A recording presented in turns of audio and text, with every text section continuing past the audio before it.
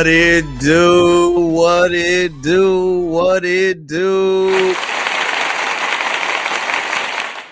Thank you for tuning it in for another edition of Live on Sunday, man. It's your greatest host in the world, King Crowder, kicking it right back with you, thanking you for you could be anywhere in the world, in the universe, in the entire planet, but you chose to kick it and be with me, man. I want to let you know that I appreciate it, that I am grateful, and that I'm going to show love just as much as you show me. If this is your first time here, make sure you tell me where you're from, comment, like, subscribe, share the live. But first off, let me start it off with a bang. we crushed my milestone of hitting 1K. That's why I had the balloon. We actually hit 2K because we had a sensational video be dropped this week.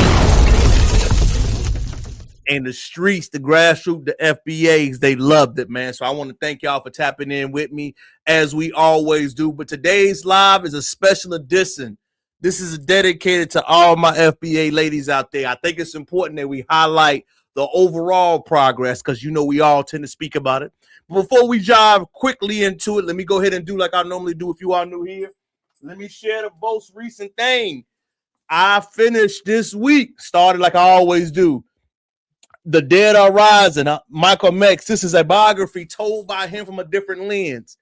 Great read. It's not as good as the autobiography of Malcolm X. I'll keep it 100.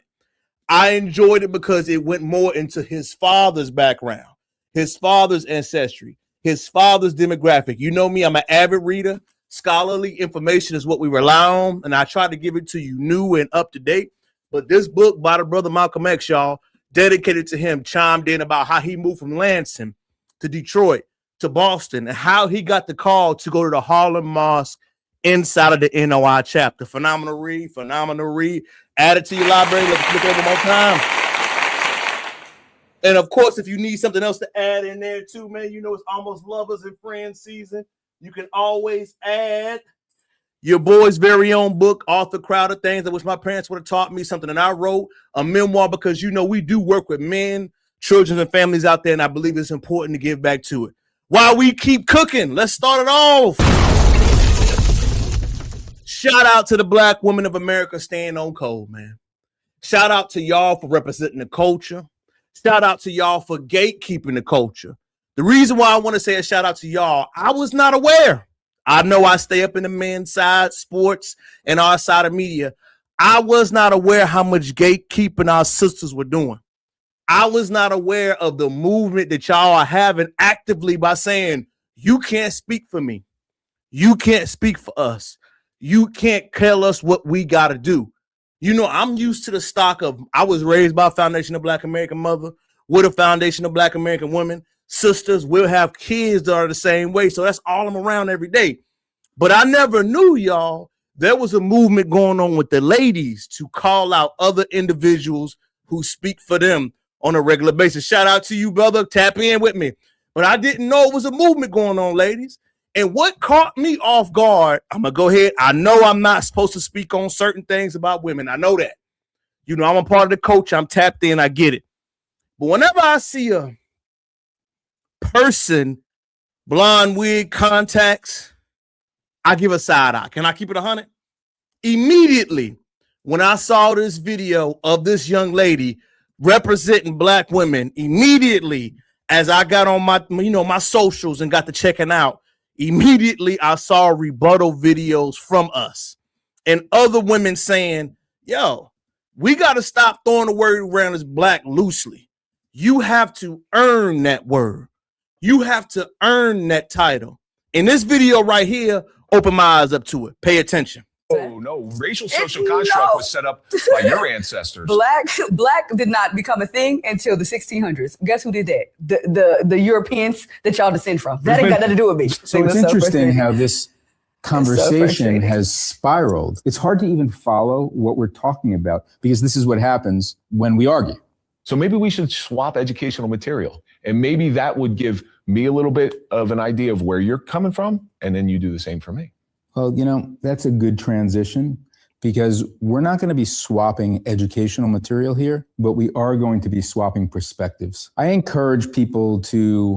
Number one, I know no sister will allow a brother to tell her to stop after you couldn't finish your point. Number two, who is this lady? I learned that she was an activist. I learned that she was representing for most black women out there, expressing who they were, having a point of view that you stand for. I'm going to let it play some more before I finish it off what I was thinking. Argue it out, as you guys have, because it demonstrates what doesn't work. Afeni queued up all sorts of statistics. Are you convinced right now that she's correct in any way? No.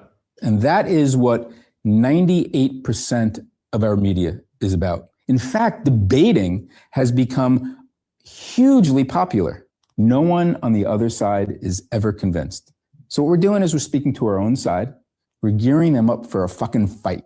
I don't think that way is working in our society. And I think you probably both agree with that. So we're going to start something else. Number one, y'all, when you meet a black American woman and she's having a conversation with another ethnicities, she's never going to allow someone to tell her to pause and stop when she can. Number two, whenever you want to represent our culture of something, I always pay attention when I Google your name, give your references, or hear anything about you. This lady's name is Afeni, after Tupac's mom. They're trying to quote her as being Assata Shakur, Frances Cress Welsing. Do you know how great of a black woman you have to be in that ilk? We got to start giving respect to our icons out here, man. To be called in the lane of Dr. Cress Welsing, who has written some of the most iconic work of the 21st century. Do you know how disrespectful that is? Do you know how crazy it is to have somebody that is, quote unquote, representing you and you don't even know where they're from? You don't know any background. You don't know any of their socials. You don't know what they pull they have. You don't know what they stand for. All you hear is this is a political leader that you must follow. All you hear is that she is supposed to represent who a black woman is. And I'm going to shout out to the ladies for saying it, man. Immediately, as soon as you see that video, you see debunking videos. About 5 years ago, I didn't see it as much. But the ladies right now, y'all, they ain't letting nothing slide. They telling you where you from. Where's your family going to? Who do you represent? Who do you speak for? Who do you go about? Man, I ain't hear none of that commentary coming from them. Again, we are gatekeeping so much, y'all. And I'm just so proud to see it because I'm going to tell you something that I observed in my lifetime.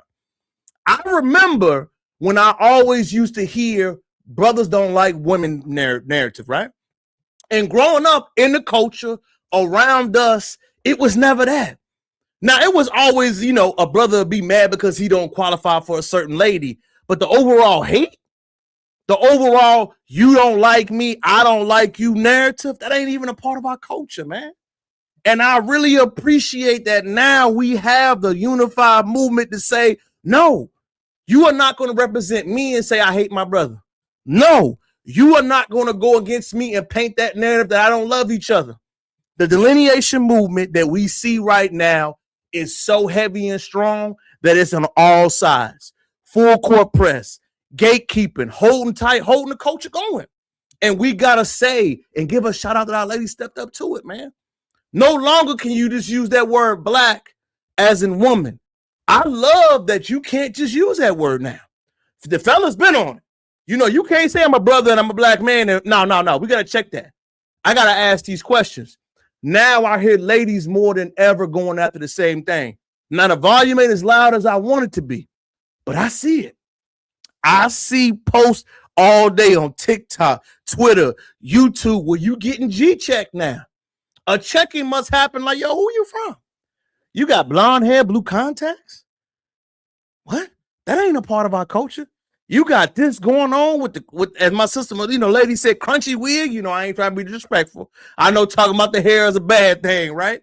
But it is a certain look and a certain level that we keep with each other. I can feel it.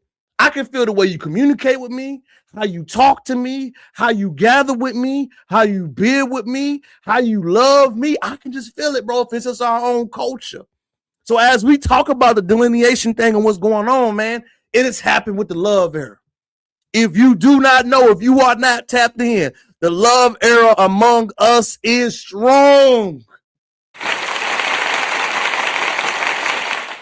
I'm going to throw something crazy back out there. FBA love them to take back Valentine's Day. Because let's keep it wonky, y'all. Valentine's Day done fell off for a little minute now. It has. It's garbage. It ain't what it used to be. But that's because we've had a lot of outside noise deterring what the message is going to be. And the reason why I say that needs to come back, y'all, we need some checking on that, is because right now we are seeing a cultural change. And the beautiful thing about it, ladies and gentlemen, is that this cultural change is not just coming from us. I don't know if you've been under a rock, ladies and gentlemen, or you heard. Remember a couple years ago when they said FBA was fake? Remember when they said, all you guys talking, you make nothing happen? Remember when they told us nothing that you talk about, that you holler, that you scream, whatever happened? Remember, before change happens, you hear little voice and trinkets coming about. This video shocked the world, shocked me. But the white folks, their delineation movement, if you're not hip, chime in with me. They are having their own delineation movement. Delineation among white Americans is called Heritage American. When you hear Heritage American, that is FBA cross-racial lines. But this video, I want you to watch it. It's a banger. Which is actually quite interesting because I got a call from the Foundational Black American Society here in Florida who reminded me that Byron's mother is Jamaican, he is Panamanian, and they found it quite insulting in their words that he would try to claim victimhood of slavery. Shout out to Florida for standing on business. I don't know if this brother lying. I don't know if he's telling the truth, but one thing I can say that's real, y'all, is that the whole conversation about who is and who can represent and who can speak for who is a major milestone. Check out in trying 1,000, tap in with me, baby. But who is a major milestone? Seriously. Let's keep listening. Single descendant of American slaves in his family. I like those foundational guys. They're so good. Tariq Nasheed and all. I mean, I don't agree with everything, but like they've got a perspective. If your family's been here 400 years, and the descendants of a lot of American slaves or families have been here 400 years, I don't know. I think that gives. I'll listen to you. Like you've 100%. got, you've got a point of view that is legitimate, I think. Yeah. And they're unequivocally heritage Americans. That's for sure. 100%. They're definitely. Remember, y'all, if you do not know, Heritage Americans is their code for Foundational American. FBA is the black version. They copying our swag like they always do. Heritage American is the remix version they do to make themselves follow up and come through. Stay up with me. Stay up to it. Stay up. I'm going to let her keep going. Only Heritage Americans, if anyone is.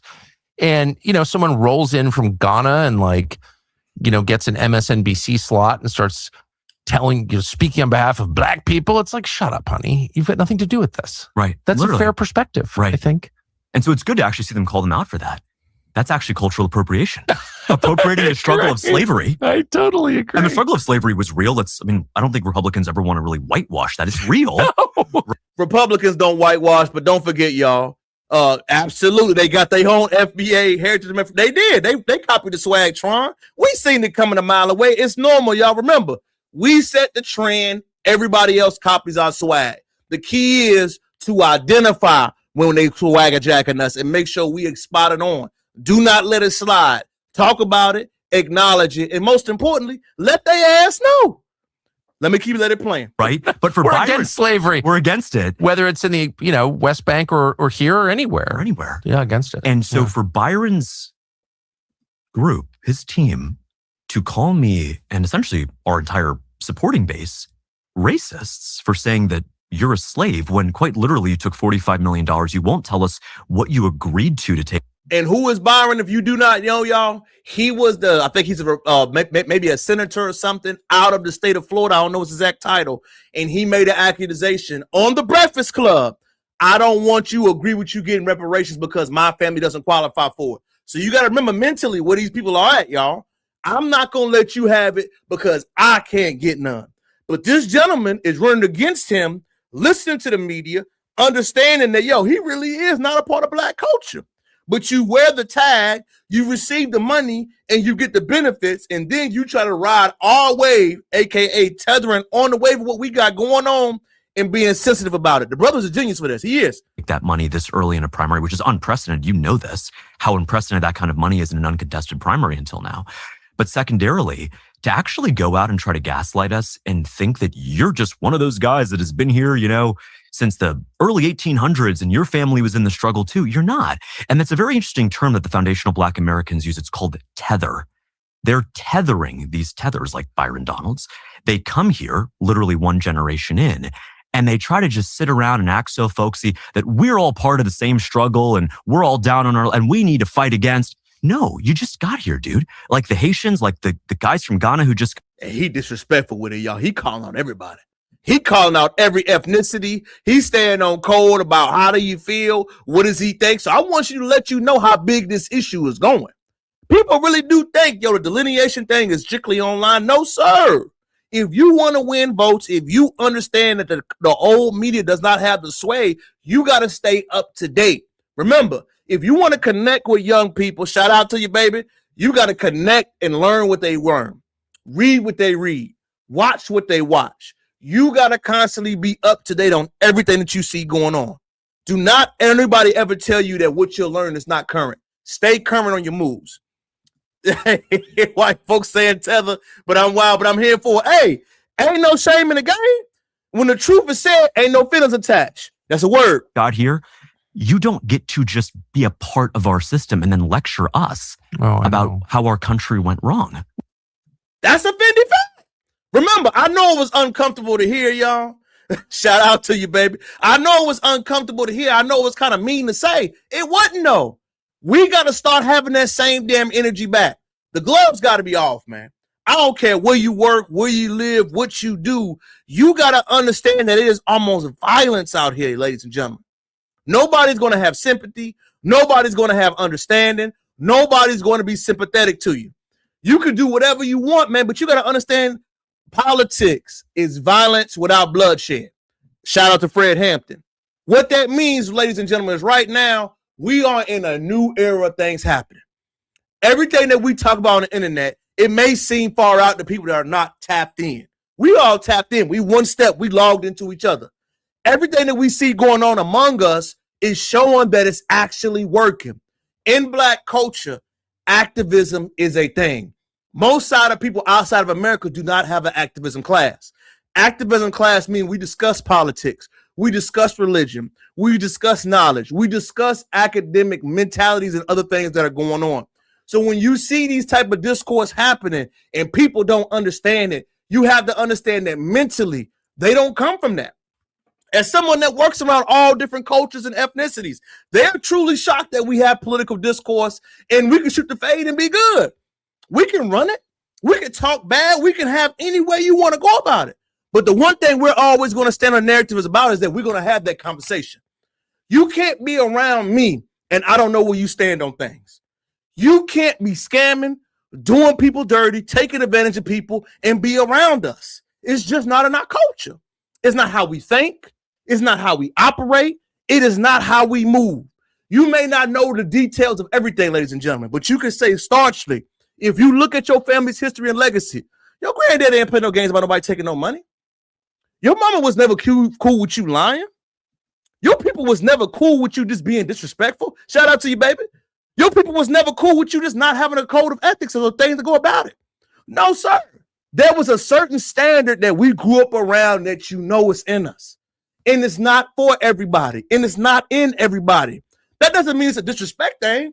That's just acknowledging that we have a different energy, y'all. And I want all my people to get to that standpoint like, hey, bro, we don't mean no disrespect. We don't mean no harm. We don't mean no issues. But we got to acknowledge and lay everything on the goddamn table. And when I lay it on the table and I start speaking as facts, you can't get in your feelings about it, fam. And I'm not saying it to be disrespectful. What I am saying is always we got to stand on code for our systems. And the reason why I'm so passionate about it, ladies and gentlemen, if we don't have the confidence, our babies don't. Our kids, our sons, our daughters, our cousins. King Crowder, why you so big on why you saying that? Because I'm around us. I got families from all sides, good, bad, indifferent, streets, hood, whatever you want to call it. But if we don't stand for it as much as we need to, if the confidence, if the courage, if everything that we talked about is not represented in a certain type of way, how can we expect it on the back end? And remember, politics is normal, man. But Sam Bowen, Don't ever say Uncle Tom because Josiah Henson doesn't deserve any respect. Clip that. I will never let you say Uncle Tom. If you hear anybody say Uncle Tom, get upset about it.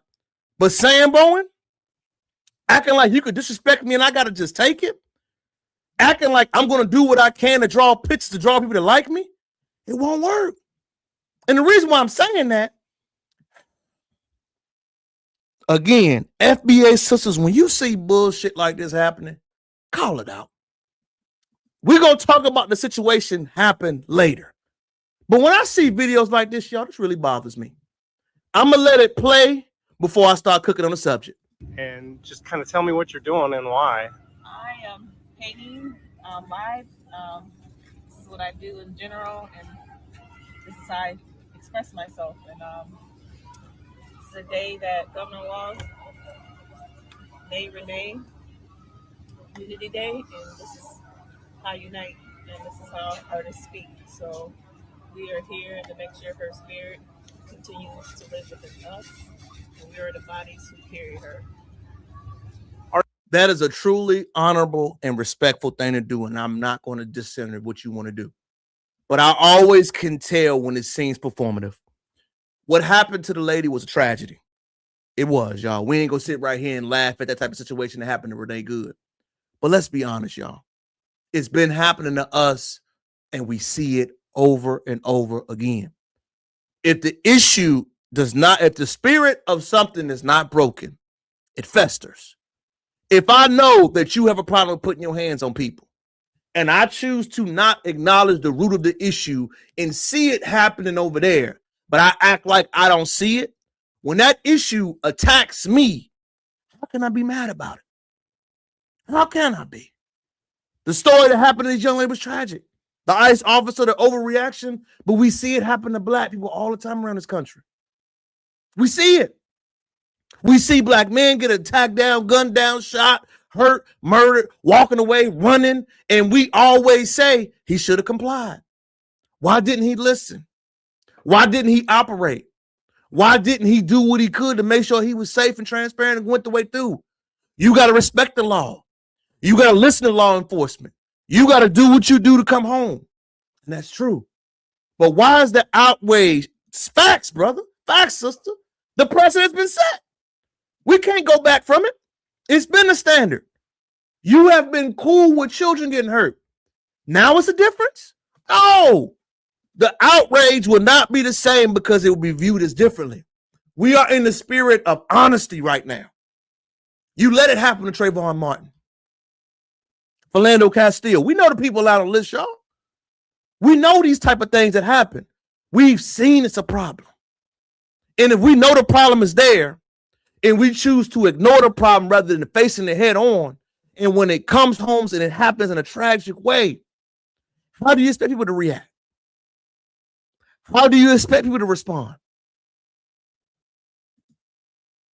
Orlando Castile complied. Facts, though, brother. I'm not saying it like that. Reaping what I'm saying. Fact, I'm not saying it like that. What I am saying, man, is the precedent happened already. We've seen it happen. So how can the outrage and you want people to stand on it and speak on it and protest? It's not going to be there. It's not going to be there with you drawing pictures. It's not going to be there with symbolicism. It's not going to be there with you saying, hey, it's not everybody. How do you expect the energy to be different? Yes, it's a tragedy, man. She had children. Those brothers had children. Those brothers had families. And if we're going to let something happen anywhere, how can we be upset about it? And the crazy thing is, y'all, when I saw this article and I saw this lady with this painting about it, before she keeps going, let me finish letting her watch the video before I keep cooking. Pay attention.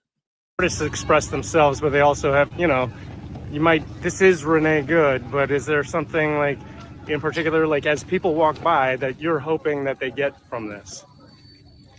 Just to continue her legacy, continue what she believed in, uplift her family, especially her children, especially. It's tough. So as a mother, heavy. Yeah, if I walk by this tomorrow when it's completed, I assume, should it make me angry or should it make me feel like something warm towards Renee, or both? Beautiful smile, flowers, peaceful, love, light, poetic.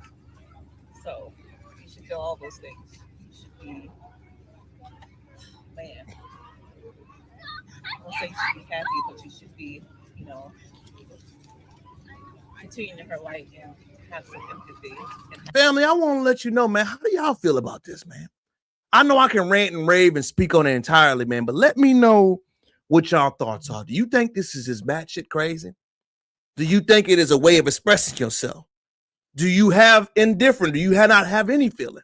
What do you think in the comments, man? Tell me when you seeing this artist trying to express themselves and show effort in a proper way, which I do love.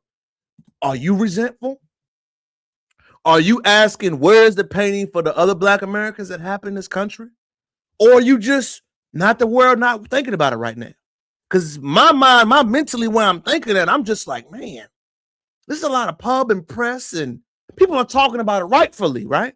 We're not saying that we cannot talk about it. But what we're saying is that, damn, it's been happening. Why is it so shocking? I'm gonna call her a hero for her son, so that way he knows what his mother was. I won't allow anything else to be said. So, man, that's a powerful video, y'all. The most powerful thing to me, ladies and gentlemen, is that we know that law enforcement has been overly aggressive forever, right? I'm thinking of shit, Immigrant. Go ahead now. You ain't got to go ahead and chop it up like that. Shout out to Mike. What it do, family? We chopping it on in, man. What it do? What it do, brother, man? What it do? Mike, we talking about the lady that was tragically shot this week, man, in Minneapolis, Minnesota, man. What is your thoughts on it, brother?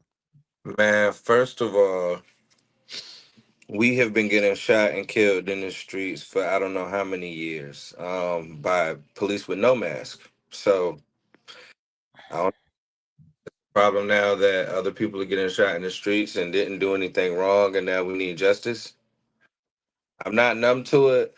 I'm just saying, hey, when it happens to other minorities, now it's a problem that people are getting shot and killed by the police. Rest her soul. She got shot for no reason, and I do think that for murder. Because if I'm not mistaken, you roughly approached her.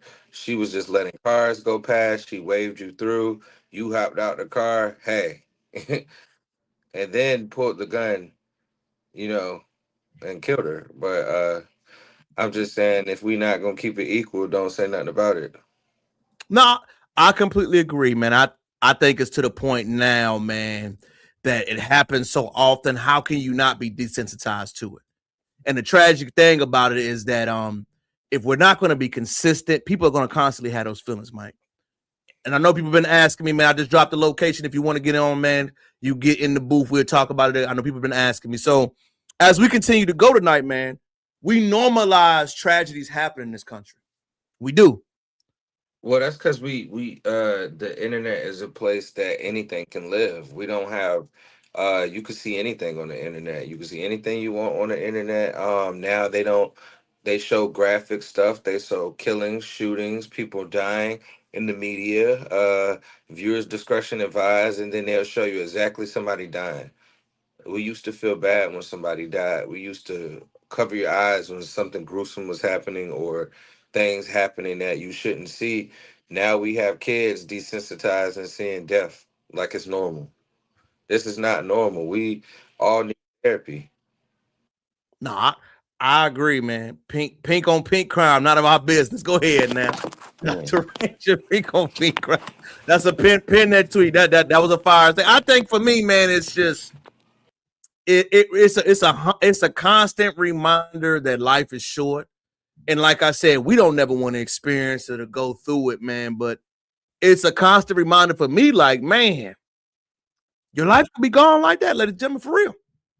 You could be gone like that. Your problems could be gone quick, and nothing is guaranteed or promised for tomorrow. Nothing, man. And you know what else, Mike, is quick about what's guaranteed or promised for tomorrow, man? As we continue to go on our lesson, shout out to the ladies for holding court, Mike.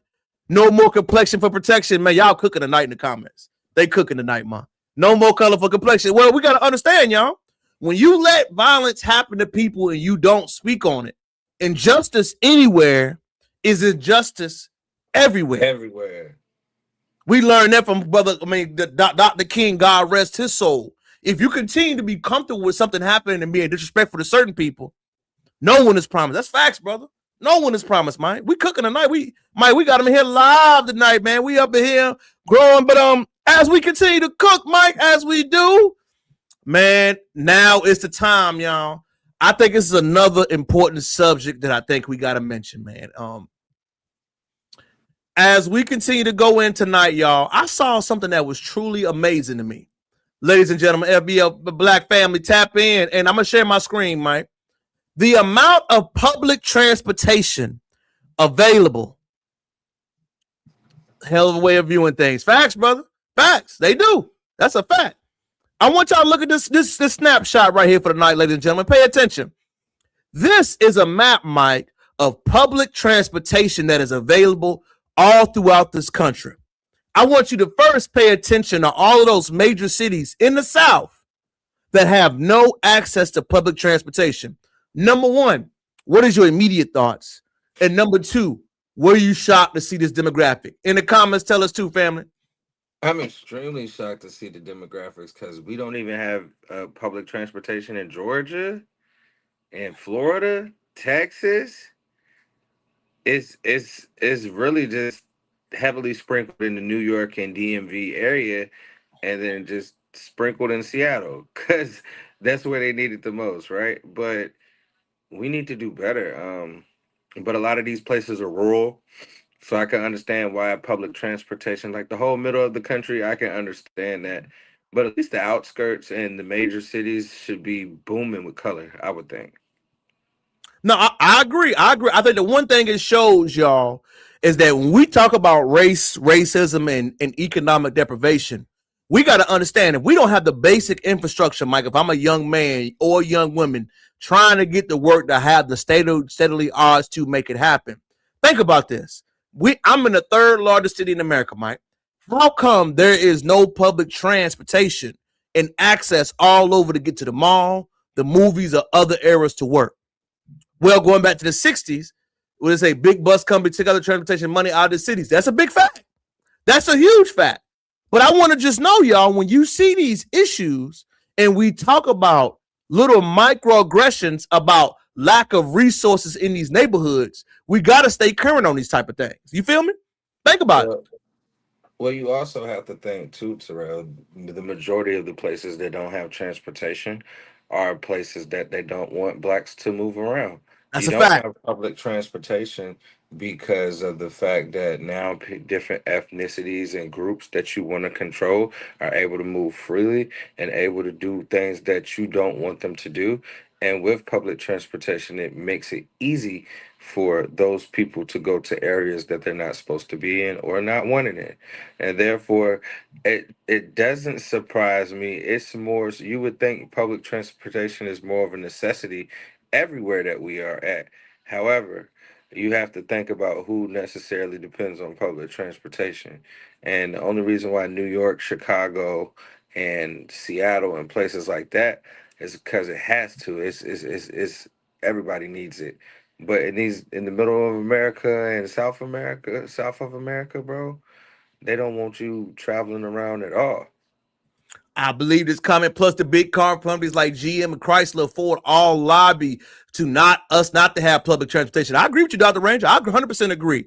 Absolutely, it's a discussion. The reason why I want this discussion on the board, y'all, is that when you meet a lot of black children in this area that come from economically depressed backgrounds and you talk to them, there are so many barriers you have to get by just to have steady employment.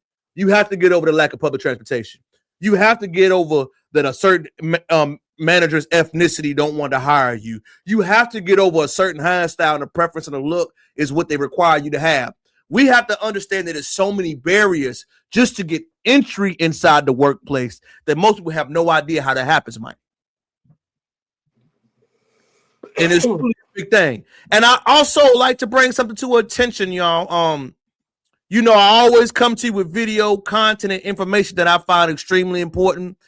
City of Brotherly Love. If you're from Philadelphia, please tap in and tell me what the hell y'all sheriff come on live TV talking like this for. Tap in, family.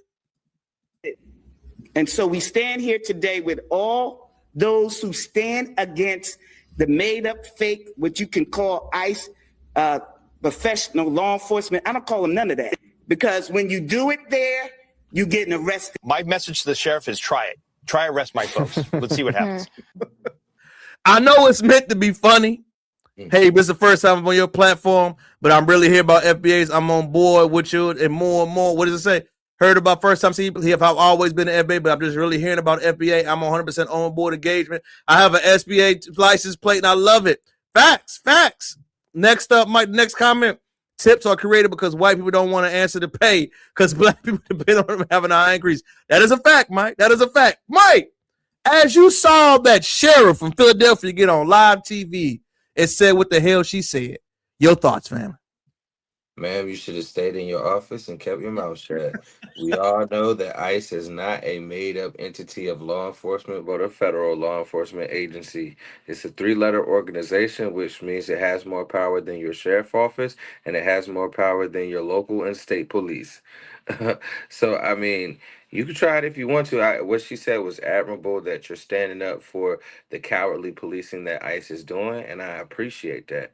But don't make yourself look foolish. You know what I'm saying? Make yourself I feel like the moment was like, I understand what she was trying to say and what she was trying to do, but not the right time. You know what I'm saying? Like, and from my understanding, if you stand in the way of what ICE has going on, that is what is it? You hindering an investigation or something like that. I'm not familiar, but for us to see federal and state law enforcement go at each other's throat, it's interesting to me. I wanted states used to have a lot more power back in the day, and maybe we need to go back to that. State government having more power than the federal government, but the lies get muddy. And if that happens, I would like to see what will happen afterwards, because we all know who's running ICE, Donald Trump, and he ain't gonna go. He ain't gonna go for you hindering what his agenda is. Well, shout out to you, brother Vero under Obama. That's a fact. Well, I got something to say, y'all. Let me go ahead and tell everybody that want to say something publicly. You better get on that Trump train. When Trump says something going on right now, I advise you to shut the hell up. Remember, he swung back at Letitia James. He swung back at Letitia Stanfield. Right now, what she say, the ignorant all because the railroad have police and the post office and police, those are all federal officers. Fended fact. 100% fact. But we got to understand, y'all, the law enforcement landscape has changed in this country. They are not going, you are innocent until proven guilty. Right now, the way they are operating, they are under severe watch. I know it's scary. I know we have a lot of issues that we need to address, and it's important to have those conversations. I agree. But personally, me right now, stay in your lane. You have your own family. You have your own things to worry about. Going out here fighting this battle when we have black people that have issues right now should be the focus. I'm not saying you can't speak to some of your constituents, but ICE has jurisdiction. No matter if I agree with it or don't, it don't matter. It don't even matter how you feel. Right now, we see we are in a transition and it's serious out here. Don't be the crash dummy. Don't be the crash out. Don't be the person that's going to stand up in the lane and make your family have to bury you. Don't. I'm noticing it's always our sisters that they put out there first, man. Yes. She's probably by herself. She probably got kids. Right. She's probably unmarried. Yo, I'm not related to you, but I'm saying guard your family legacy, sis. Shout out to you, brother Freedom Monopoly. For real. Chaos will continue and white people will change their hearts. Facts. And they don't want to change it, yo. Why we getting mad? They don't want to change it. Remember.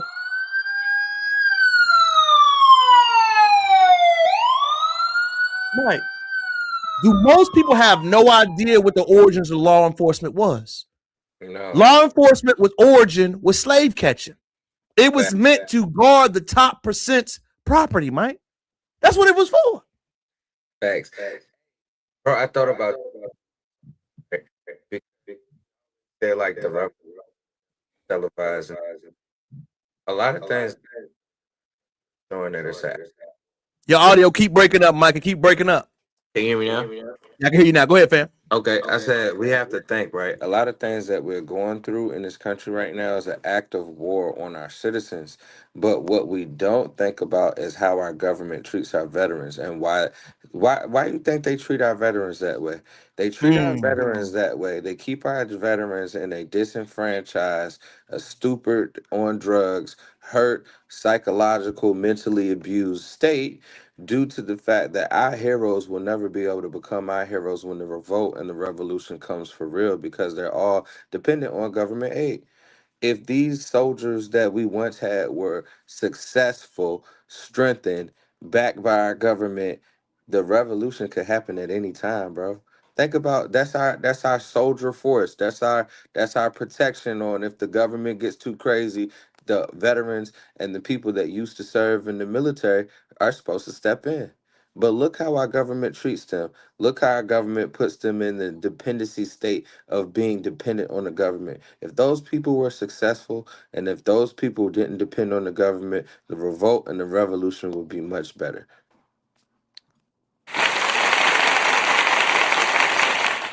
Beautifully said, Mike. We got a contractor in here. King, yeah, you always marching no King rally, double standing for dumb people. I hear you, brother. Stop on live and say it. That's all. We don't duck no smoke.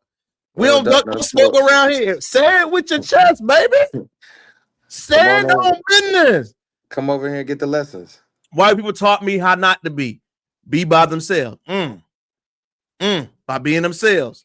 Facts. You know, it's all facts over here, y'all. They treat us like crap. Always do. And it's okay with acknowledging it, y'all. Ain't no beef. We just gonna acknowledge what the line is. Cat Williams' voice. I ain't starting the line, but I'm acknowledging where the line is. You know what else line that we need to start acknowledging, Mike? What's up, T? You know I always come to you with stuff that kind of gets that kind of grinds my gears, man. And stay tuned, family. Buckle in, because it's gonna kind of get to y'all, man. It's a video from Sage Steele. If you don't know who Sage Steele is, she's one of those troll type of women, biracials, and the Hodge twins, and they talk about black fatigue. Mike, I'm gonna let the video play, then we're gonna chime on in. Fair use. The term black fatigue, please define. The loud, ghetto, ratchet, entitled, obnoxious people who happen to be black. Yeah. There's another quote. Offended by everything, but embarrassed by nothing. Something like that. There's a community that behavior in public is horrible. And it's mainly black women just fighting and just being loud, attacking people that work in custom. My first response to any brother that does not have a black woman, you cannot speak on black women. 100%. You can't speak on our black queens. First of all, my bad. Let me let it cook it, Mike, before you go. Go ahead, bro. Customer service in public and just having these arguments, and it's overwhelmingly black women. Why? Why do you think? They grew up without a father, majority of them. That behavior they learn is from their mother being frustrated and being alone, and it's just passed down to their children. Just a vicious cycle. You can see it sometimes in white women, but it's real prevalent in black women because our homes are broken. We have no fathers. It's just that vicious cycle that our culture has not been able to fix and alleviate. The term black fatigue. Mike, you chop on there. I can tell my dog Mike foaming at the butt. Get your Dr. Umar on, number one. Man, first of all, these people that, and I'm not talking, I don't want to talk down on mixed race people, but I feel like when you are mixed race and you don't have a black queen in your life, a black queen to set you straight, a black queen, or that you hate the sense, it depends on who your mother was, right? When you're a mixed race child. If your mother was black and you was a mixed race child, then I do think you do understand the plight and why they are viewed in the public in these manners. But if you wasn't raised by a black mother, I think you don't have a leg to stand on, and that you will never understand the black plight due to the fact that you weren't raised by a black mother. You were raised by a white mother. So your mind, your ideology, and your nurturing came from a white atmosphere. But I'll say this. I'm so tired of people shitting on the black woman. The black woman is number one, the most educated woman in America. Number two, the strongest and the most coveted and protected thing that we need to have in this society, right? Because everything has come. The origin of human beings came from a black woman, and they get so disrespected, so mistreated, so misused, right? But we also have to help ourselves out. We have to stop championing shows like Love and Hip Hop. We have to stop championing shows like The Real Housewives of Atlanta and all those reality shows that all they do is show our women in the most degrading and downgraded actions in life. We need to start broadcasting and demanding that we broadcast on TV black positivities. Like the Cosby Show was something for the record books, right? It doesn't have to be the Cosby Show, but it needs to be something that shows our black women in a more positive role, like Claire Huxtable. We need to go back to the Claire Huxtable because the Keisha, the Kikis, and the Keishas acting the fool. Even the most educated women are acting the fool on TV for the dollar. And I don't think that is a good thing because it then lets the world speak on us in such a manner that they have no business speaking on us. So we need to change the media, and two, it always need to be a real nigga in the room to shut shit down like that, bro. That's what Well, I let me think. go ahead and finish reading before I start cooking fake narrative, Mike. Forget that we all got to deal with it, not just black man, black queen, but hop on the live, baby. That's all we got to say. We ain't got time to keep ducking. We always had a boo lady out. They've been out the loop. There are fathers in the home. That's why they come up with the projects. Oh, I guessing. All right. What a stupid thing. Okay. Come up here, baby. You talking big. Come on alive. Yeah, come on, my guy. Hey, Love and invite hip them. hop Can you loop is a invite them on the tether. live? That's a fact. That is I'm gonna drop the link again. Mike is a tether. McCall's spitting on Ronald Reagan. Good looks. Our sisters have some problems too. Don't overlook that. Facts. We don't. They We do. don't. I'm not saying that they don't. What I'm saying is we need to stop publicizing our queens in a bad light, and they won't get as much of a bad rep. Everything that we show on TV is affecting our brain, and we all have trauma because of it. That's all I'm saying. Great Fun Girlfriends was a great show.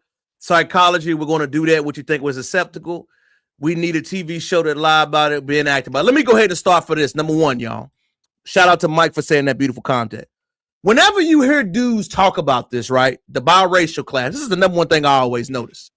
Why don't they ever speak on any black other issues? You notice it's always against our women. It's always our men are bad. It's never, yo, it was messed up that they shot that boy. Yo, when is reparations going to happen? Yo, when are we going to get a benefit from something else?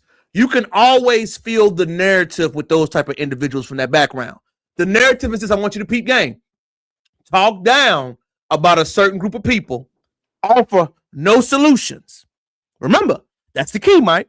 Mike, when he said his criticism, offered a solution. They always have the narratives: black families bad, don't help. Remember that. Share like the video too. Y'all forgot to tell y'all in the beginning. Like it up, everybody. Remember, whenever somebody offers criticism, ladies and gentlemen, without a solution involved with it, they have an agenda. Whenever I outright criticize a woman's parenting, the way you dress, without offering a solution or a roadmap on how to fix it, I have an agenda behind my message. In our culture, whenever we criticize a young man or a young woman, what do? Hey, I don't want you doing this, but what you can have this. Remember that, Mike? Remember how we heard it all the time? We're going to say something to you, but we're going to also offer a way to fix it. In our culture, as Mike spoke about them coming from different backgrounds where they were raised with, they weren't taught that. So a lot of the microaggression, micro conversations that we have, you see amongst them is because they're missing it. I want you to understand something. Go ahead, Mike. Flip side too, Terrell, right? Maybe they do have a black mother, but they saw how bad their white father treated their black mother, and they also are not treating their their black mother correctly. You know what I'm saying? Like, we're seeing men disrespect the black woman in entirety. The baby mama culture, right? We got a lot of niggas disrespecting their baby mama no matter how angry, no matter what's going on. We need it. It needs to be a shift. We need to stop disrespecting black women. We need to start putting them back in a bright light in society, and maybe other people and other groups won't disrespect them as much. And I agree with you, Randall Robinson. Facts. We are taught to defend them even when they're wrong. I believe that is something that we must have in us a lot more of. Because people are not speaking to us. They're only speaking to white people. They show us our low-hanging fruit. That's a fact, too. Shout out to Dr. Ranger. You on point tonight. Facts to you. Let me get they cooking in the comments. But check this out. White men, as our bro said, white men will defend the plight of the damsel in distress white woman on every avenue, bro. They will stand on business for a white woman, and it has started wars, and it has started mass conflict in the world over a white woman. And until black men learn to do that, stand on business, no matter if the black woman is right or wrong, that's going to continuously be our problem. Well, I think one of the main problems we have, y'all, is that we are taught to not establish relationships with each other outside of fun. Follow me. We have a men's organization in Houston. One of the first things I learned since I've been in the metropolitan city, and this is my thesis, y'all. Follow me. I'm gonna cook a little bit. There are two sides to the Great Migration. You have the Great Migration where they stayed, and like I did, and you have the Great Migration like me and Mike in the smaller towns, or you have the ones that moved to the DCs, the Philadelphias, the New York, the Chicagos. The Black American men that migrated to those cities have an issue with trusting each other based on how we were taught in schools. There has never been discussed, taught, or broken down, but I think it's something that is really prevalent a lot. We are taught to disassociate with each other. We are taught to challenge each other. We are taught not to have a trusting relationship. Since I've been in Houston, Texas, almost 5 years, the one biggest thing that I've learned immediately is, there is not a natural, hey, bro, I'm gonna look out for you. It has to be an exchange. You follow me, Mike? Yeah, I follow you. You have to give before you ask for anything. Before I ask you for money, I must give you money. Before I ask you for love and show love to me, I gotta give you love and give something to me. But in most metropolitan cities, the expression is, I'm going to want to receive first. I was taught in a Black American town, a smaller where we grew up, Mike, before I ask you for anything, I got to give to you. If I want your support, I got to give you support at least 2 to 3 times before I ask. If I come to your home, Mike, I can never come to your home empty-handed. I have to bring something. But most people, Mike, that grew up in city environments generally don't have that, Mike. I know it's crazy, y'all, but it's that deep now. We have to really unlearn those habits that was taught to us in school, taught to us through our environment, and taught to us through our situations. And I do not believe it is discussed as much. And I believe that video is a perfect representation of that. Many of us have off-code behavior that we experience, that we go through, and it is our first reaction just to say, oh, no, I just don't know. Like Mike said, calling it out. Like, hey, our sisters have our problems. They do. But along with them having their problems, this is what we can do to fix that. You follow me? Black women disrespect themselves. That's true, fam, but you ain't got to say it. Who are these white knights on here? Lord have mercy. Come up here. We can talk to you, baby. Show us who you are. Come catch the smoke, my boy. I say things all the time. White man must see white people in natural habitat. You stupid. That was funny. Hey, the thing about it is this. Why? Because we taught intelligent and intellectual that we have to be anything other than black. We're white knights because we're speaking in great usages. Like, come on, bro. We ain't no Uncle Toms over here, my nigga. We real niggas over here. You can't catch the fade at any time. Oh, Lord. Mike standing on business. Let me go ahead and put that gunshot out there for Mike. Mike and all that. Let me go ahead and find that. I just hate it when intelligent black men speak in their natural, intelligent atmosphere and somebody calls us Uncle Toms or white knights because we're articulately speaking. It's crazy. Well, Mike, the first thing, clip this right here. If somebody ever calls you an Uncle Tom, I want people to know this. It's an honor to be called Josiah Henson. It's an honor to be called Josiah Henson, who is the real Uncle Tom, because what he did. It is disrespectful to be labeled as a Sambo. So when somebody says that immediately, y'all, they don't know what the hell they talking about. Give me your game. Let me keep cooking, Mike. The reason why we got to stress these type of factions, Mike, in these type of things is you'll see a video like this happening in real time, Mike. I'm gonna go ahead and play it, y'all. Sensitive subject, sensitive views, but I want you to watch it, then we get a response. You ready, Mike? Yes, sir.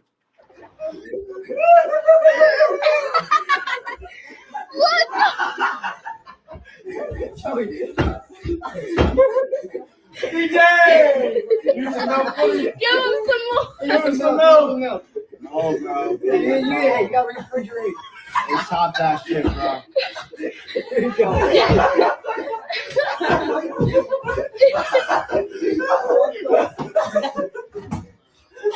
Hey, no.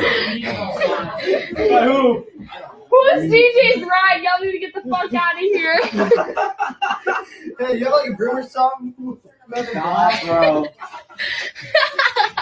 Please, go to fucking bed. Get off the stairs. Come on. Oh my God. Bella, your socks. Your socks, they're roached. Oh, those are brown. What the fuck? My socks are Okay, just went fucking back. Hey, no, watch where you're walking. The slabs on the floor. I got you, guys. Watch where you're I want you to know that this child is clearly from an immigrant background, Mike. He clearly ain't. I already know. Because no child would ever be cool with you pouring chocolate milk on their head and saying disrespectful terms like that. And that's for sure. But Mike, when you saw that video of a child that may have been intoxicated and you're pouring chocolate milk on his head, saying funny things about it, what's the first thing you thought of, family? First of all, we have to stop taking the acceptance of being the token nigga in white atmospheres. I just feel that we have to stop wanting to be assimilated and just be ourselves. No one told him the dangers of being the only black person in the room while not being protected because you're drunk. No one told him the dangers of being drunk and being the only black person in the room and not being aware of the situations that could happen. That could have went real dangerous real fast. Yes, it was jovial. Yes, they were saying rude things to him and pouring chocolate milk, but it could have got even more dangerous because we know with the savage mind of the Caucasian person, they could have really hurt that boy. They really could have. But as parents and as black parents, right? It's okay to want to have our child to have better, but having our child have better doesn't necessarily have to mean white. And we have to protect our children. His parents did him a disservice to even allow him to be the only person of his kind in that vicinity of that many Caucasian people. And I love Caucasian people, but I'm just saying that's not protecting your child. Us sending our children to all white schools is not protecting our child. Us wanting a better education for our children and sending them to all white establishments is not protecting our child. What it's doing is hurting our mentality and hurting them more mentally, bro. Hurting them very bad. And we moving on up, you know what I'm saying? Getting better things. We always assimilate that and put the mindset of white is better. White is not better. Facts, Mike. I'm gonna read some of these comments too, Mike. You cooked it up, my dog, Mike. Bruh, they are destroying their own image around the world. The sisters twerk on the Ghanaian slave ship. Oh, okay, they still talking about that. Exactly. I was wondering what a white knight was. Until black women stop having children like puppies and they'll have home. Man, get up on the line. We tired of hearing you talk, Get bro. on the line, bro. Stop being Oh, God, not crybaby time. And stop their foods. Wow, yeah, it was really tragic to watch, man. I don't know. You sound racist. We'll see. I'm a white mama, black boys. Who the hell are we? We talking about plenty of black families to tell the Bible. Oh, please segregate. Welcome. Talk about mixed children, producing black men. What are we talking about? Connor, who the hell is we? That's fat. Let's go ahead. I'm gonna go ahead and drop it again, Mike, for somebody that want to come up here. Hey, they want to talk grease. But finish saying what you were saying, brother. Hey, first of all, I'm not racist, right? But I'm very black aware. I have wonderful white friends. I have wonderful friends of different ethnicities and backgrounds, creeds, colors, and religions. However, I'm very self-aware of being black and the dangers of being in the white world. We dropping it live. Hey, I appreciate you having have black kids. You raising have black kids. I want you have to teach them to be aware. You have to. You have to teach them to be aware. It's a mixed child in my life. And the one thing I have to do as a black man is teach him how to be a black man and teach him how to be a black child in America. I think the one thing that people got to understand, man, is that I'm not anti whatever children you have, y'all. What I'm not anti is that you don't tell them the truth. Remember, you having a half-white child, they're still going to be viewed as black in this establishment, especially if they're a boy. A young man early on is going to experience this harshness of the world early. I'm not mad about what you choose to lay with, but I want you to understand every decision that you make has an outcome to it. So if I choose to have a family and I choose to choose my partner a certain way, whatever choice I make has a consequence to it. You feel what I'm saying, Mike? Right, 100%. So whatever you choose, whatever your preference is, I'm not saying or policing whatever you want to do. What I have to acknowledge is the line that's there. And the line is what it is. How you feel about it does not matter. I'm one of those people that like to tell you the truth, what nobody else has to say about it. You feel what I'm saying? That's the main thing, man. That's I it. 100% feel what you're saying. And I'll give an example. And I'll give an example of what I'm saying about a mixed child being raised by a white mother. Obama is, and I say this to say, Obama was raised by a white mother, and everybody thought because he was the first black president that his interests would be in the eyes of black people. Unfortunately, Obama was raised by a white mother who lived in Hawaii, and she also had white parents. His grandparents were very pivotal in his life. So Obama's mindset was not to be the great black hope that we thought he would be due to the simple fact that he was raised by Caucasian people. His mindset was not on the black plight. His mindset was more on an international and global scale, not directly what I can do for the black person. And it's just simply because of the home that he was raised in. If he was raised by a black mother or had more black influences in his life, his strategies as the president would be more prevalent to help black people. That's the biggest example that I can show of a white mother raising a black son and it not giving them the best things that they need in life on a black status. That's all I'm saying. No, I think there's nothing wrong with what you're saying, Mike. I think the number one thing is I don't know what's wrong with acknowledging the line that's there. If I'm not choose to raise you in a cultural environment where you learn both sides of the spectrum, both sides of the history, and the unapologetically ways that happen, there's nothing wrong with acknowledging that. What you choose to do is completely fine. I'm fine with it. I am not anti. I am not policing. What I am letting you know is that whatever choice or whatever outcome you choose to have comes with consequences. If you don't like, I remember it was a while back, y'all. RG3, Mike, I don't know if you remember RG3. He had a subject where he has 4 girls, y'all remember? Right. And his little girls are partially white, and they kept saying, the mother is white. Does he have black daughters? He doesn't. I know it's offensive to hearing that as a man raising that, but we don't keep what does a black woman, other black women do. So if they say this is what it is, it doesn't matter what I think. Culturally, they can dissect for, oh, no, that's not a part of us. If I make a decision who I date, who I want to be with, who I choose to have a relationship with, that's the consequence that comes with it. Whatever come with it, you got to deal with it, baby. This is not an anti-method. Remember, we're all trying to be insightful here. That's me and Mike's main journey, man. I'm going to keep reading the comments too, Mike. They cooking us right now. I tell the black women all the time, they're a mess of white man, be respectful. Meaning you are dark and tall, love me.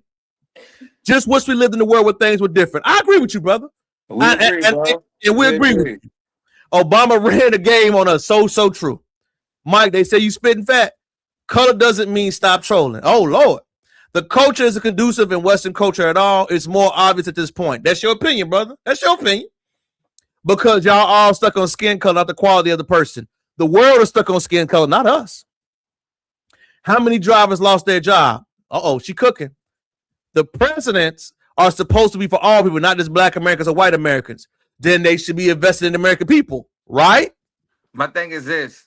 You wouldn't say the president should be for all people, right? But we've had 47 presidents. Out of 47 presidents, how many of those presidents have done anything to make black culture better? How many of those presidents have done anything to get the black plight reparations? How many of those presidents have done anything? Like, if we really want to look at the grand scheme of things, and I'm not being racist, right? It's just what it is, right? We had somebody chiming in, Mike. I'm gonna see him. We got one guy right here. Hold on. What's good, bro? How you doing? Yo, what's going on, brother? What it do? Welcome Talk to me, family. What's your, let me hear your take on the subject. I seen you talking good. Talk to me. Man, listen, man. I was just in the back of the chat. This is my first time on the channel. I just don't understand why so many people be acting dumbfounded, like they don't know the history of this country. Like the lady that said, y'all stuck on skin color. What do you mean? It's not us stuck on it messing with other people. It's the whole history of this country has been about skin color. This country became the most powerful country on the face of the planet by oppressing a certain skin color. Everything about this country is skin color. Laws, the history, everything. So why do these people act dumb? I don't understand this, bro. Like, and it's frustrating. It's like, man, get the fuck out of it. Y'all know, it's just like the brother Tariq Nasheed was saying. When he was like, man, you got all these liberals out here, and then when you get in the courtroom, this dude get convicted every time. And it's like, yo, where's these liberals at? It's like, no. Them is the liberals. They just get on code and they mad. Everybody's mad that now we are finally getting on code. And it's being accepted I got something everywhere. for you. You listening? I got something for you. Mm-hmm. Keep cooking, baby. Keep cooking. You was over there doing your thing. Go ahead.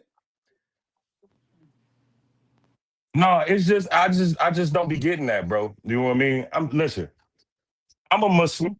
I'm a foundational Black American. I'm FBA all day. I'm even FBA with my Islam. You know what I'm saying? I don't want to hear no other culture opinion about mine. You know what I'm saying? Unless we doing something harmful to somebody else. But other than that, I don't want to hear no other culture. And even in that instance, man, what's owed to us is only owed to us. Everybody else cut deals with the European entity, with the Anglo-Saxon. Everybody else we never cut a deal. Even the 40 acres and a mule, that was forced upon us to basically say, here, y'all get something. And they didn't even agree to that and do that and follow that out. Right. And then they let it build and they let it build and they let it build through Jim Crow, redlining, Reconstruction, all of that, all of the mass lynchings, everything that went on in the country. What happened before we got body cameras? Because before we had body cameras, the police 100% always got away with whatever they was doing. You know what I'm saying? And that's countless number of times. We don't even know in the 90s and early 2000s and 80s and 70s and 60s and beforehand how much stuff they got away with. What I'm saying is all of this is compounded. And now that we are delineating, that nobody else is entitled to really this vast amount of wealth that is owed to us. And at first it was a laughing stock. Everybody just, that's only an online internet thing. Now you got the white folks picking up on this, even to the point where they're calling, hey man, listen, them tethers. You know what I'm saying? Like, yeah, what you know about tether? Yeah, them tethers, them people tethering on to they struggle. Even the white lady, Ann Coulter, she like, man, we don't owe nothing to nobody. No immigrants, no gays, no liberals. We only owe to Black Americans, the children of slaves. We don't owe nothing to nobody else. And her words was, and the rest of you can go fuck yourselves. You know what I'm saying? And that's the white lady saying it. And I'm only saying that, and not to just, the cosign the lady saying it. No, it's just because a lot of these sheep only go with when, the white man ice is always colder. So listen, now everybody's saying it. Tucker Carlson, they tried to spin the block with this white equivalent called Heritage America. You know what they do? They always take everything and they try to flip it. But like he was saying, he was like, "Oh yeah, they're the most heritage Americans out of anybody. Yeah, we the true Americans, born, bred, made here, no ties to any other land but here." You cooking, bro? You cooking? Hey, everything you said was facts, man. You got to remember. Hey. It's go ahead, Mike. You started off. Hey, my brother. First of all, alhamdulillah to you, my brother. Assalamu alaikum, Mike. Peace and love, brother. Peace and love. Secondly, right, you were cooking with napalm. We are the true Americans. We are the true Hebrew Israelites. This is where we're supposed to be, and until we fight back for that birthright of land that they stole from us, we'll never be made whole ever. But I want to say something to the lady in the comments that said we're not oppressed, right? You say you have black children, but you say black people aren't oppressed in America at this time. Black people have always been oppressed in America because we are still 3/5 of a person. You don't look, just because you lay down and slept with a black man doesn't mean you understand our plight. And I'm not gonna take away my harshness on my comment. You got some black dick, but you didn't understand what came with the black dick. And you're raising black children, but you're still saying that black people are not oppressed. Your black children will be oppressed. They are still oppressed because the society that we live in looks down on them. Period. And until you understand that, you will not be able to raise successful black children at all because you don't understand the world that they live in truly. Well, I think what all of y'all are summarizing is one thing, is that it's okay to be a spectator in black culture, but when it comes to the real political issues we got, nobody like to talk about them. You know what I'm saying? That's the one big Fendi fact both of y'all hitting on. And remember, y'all, as long as we are on code, as long as we stay abreast in what we're supposed to be talking about, it don't even goddamn matter. You feel what I'm saying? It really don't, man. It's man, we love you, brother. Thank you for chopping up in, man. I know you out there listening. Stay tuned, baby. We'll keep it going. I'll bring you down, all right? Peace and love, brother. Yes, sir. Yes. So back when he was saying, Mike, shout out to the brother, man. He did a phenomenal job, man. Thank you for tapping in. And we got to keep going too, man. Thank you for that, brother, for giving a phenomenal lesson tonight, man, on this subject. And speaking on it as we continue to go, Mike, it is a touchy issue. What he spoke about was some real shit, man. Because like I said, we have so many problems, so many issues going on in this country, and we do not know how to handle them at sometimes, and we do not understand the gravitas of it. So I also want y'all to touch on something else, man, that was very interesting, that was eerie this week. The comments going crazy. Mike, let me see. Let me start at the top. Let me go ahead. Blessing, shout out to Scott. Okay, let me start at the, okay. All right, Mike. How do we know blacks are oppressed now? Uh-oh. Even Kobe sued for taxes. Are y'all that black suit planning a high-paying government job as the minority? Uh-oh. Sue taxes because your parents have breed overfelt at what? Cross equals wood, stone. The Most High told us that we will be here. What we'll be doing? Overpopulating, loaded shoulders of blacks. What? Dooley Ha. Shout out to him, brother. Another one, Mike. The only black boy I ever watched was Allergic One. I don't know what you're talking about, Mike. Shout out to Scotland. Tap in, Scotland sub. Shout out. Follow me and Mike. Scotland. What's up, Scotland? What's good? I don't know what he said, Mike. In a rebranded America, Mike, the Viking ship built the chair. Now the African is beat over mud huts and wood chair. We have no idea what you're talking about, brother. Uh-oh, Mike. She responded back to you, Mike. So y'all didn't come from Africa? Uh-oh, Mike. I'm going to let you take that one as I keep reading. No. Oh, man. You want me to kick it off? Go ahead and kick it off. Man, first of all, to be an African American means that you are derivative of two continents. You cannot be derivative of two continents. I cannot be African and then or American.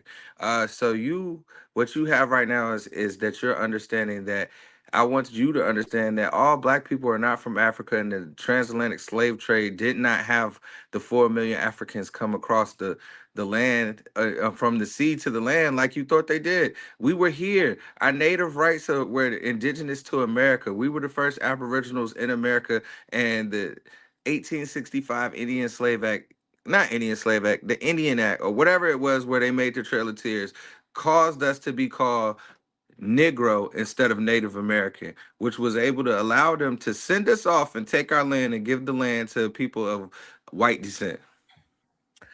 All I want people to understand this, y'all. The one thing I had to learn immediately. Thank you, Mike, for that cooking with that napalm. Let me give my dog Mike a shout out for that. That was a beautiful thing.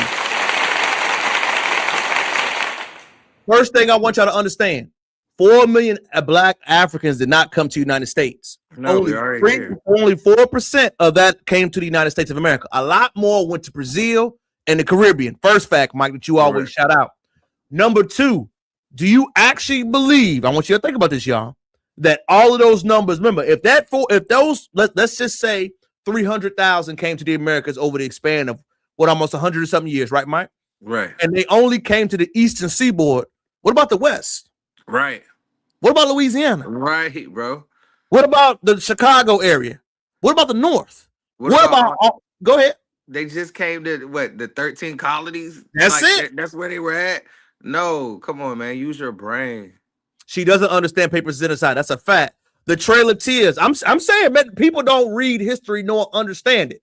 Negroid. Yes, sir. Miss Trolling Heavy. Ain't nobody having no black kids saying all that garbage. People, we already here. Facts. A lot of people just don't know the true history. If you had black children, your plight and your fight would be different, Karen. And Mike, you can have black children and still be ignorant. She 100% showing the facts, bro. Like the fact that you said that we're not oppressed and I have 3/5 of a brain. Actually, the fact that you slept with a black man and still talking hatred and spewing hatred shows the type of woman that you really are. You left the white dick because the black dick was better, but you don't understand the children that you're raising in the universe that they live in. Mike, I'm gonna give you a great example of her in real time. Fair use, y'all. This is a learning lesson for you. This is a great example of you not knowing who you are, even though you say, "Oh, bro, I hate this dude." It's okay. Pay attention. Remember, we here to teach. Teach. You speak very well, and you're black. Damn. How did that happen? What does that mean? You speak well. You speak like a white person. How did that happen? How do I speak like a white person? All proper and right, and you can understand you. You use the right words, and how did that happen? I'm confused. How do I? You speak like a white man. I do? Yeah, and that's good, not bad. But I'm just wondering, how did that happen? Or do I speak like a black man? No. Oh, I don't speak like a black man? You Black men are well-read. We go to college. We take care of our kids. We pay our taxes. We do our responsibility. So I don't know how that is white. I know that's what black men do. That's what I know. You speak very well and you're black. And remember, y'all, we never disrespect. We're going to treat on the true fact, y'all. Remember, Josiah Henson is an icon among us. The Sambo is what you saw in real time. Remember, this brother got on a national interview and said, you speak good for a black man. What the hell? Mike, what the hell, Yante? Bro, somebody gave me this backhanded compliment before, bro. I will never forget. I was in a situation and they said, say something good about the person across from you. And the person across from me said, I am so surprised at how articulate and well-spoken Mike is. What the fuck is that supposed to mean? So I'm supposed to talk Ebonics and talk ignorant? No, I'm a well-read black man, and most black people can speak articulate and enunciate and pronunciate anything that they need to articulate. It's crazy to me. Well, I want to emphasize something. When people say you speak like you're white, I want y'all to know something. You notice they never get at our icons about that. It's mostly the black people, like you said, Mike, that grew up in white environments that hear that. I've never heard Malcolm X speak like a white man. I've never heard Martin Luther King, W.E.B. Du Bois, Shahrazad Ali, Dr. Francis Cress Wilson. Our intellectual class has always been there. What they're speaking of is the mindset you speak with. Jesse Lee Peterson spoke like that in real time. When they say speaking like a white man, articulately, he doesn't identify many black scholars or intellectuals. That person that Mike was speaking to only knew black people from a television or through law enforcement. They were intellectually lazy and intellectually ignorant. You follow me? So when people say that comment, that shows their limited grasp of people, of culture, and well-traveledness. I could never say that comment because I know as an intellectual, I know nothing, Mike. I have to learn, unlearn, and relearn every single day. But for Facts. going in front of and like you said, Mike, in front of a work setting to say Mike is articulate. What the hell?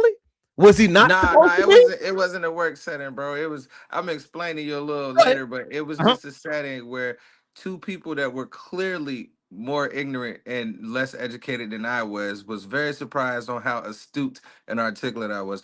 Don't ever, people in the world, don't ever tell somebody that you're surprised at how well they speak. It's people think it's a great like compliment. It's not. It's a backhanded compliment that you think that, oh, you thought I was stupid. You thought I was ignorant. You thought I wasn't articulate. You thought I couldn't use euphemisms and speak well. It's crazy. Why would you not think that I could speak proper? And I want to, and Terrell, I want people to realize, man, we have to, it's called history, right? It's the whoever gets to tell the story, it's their story, right? So I want our people, and I want people to stop being so ignorant on the fact that we came over here in the slave ship, bro.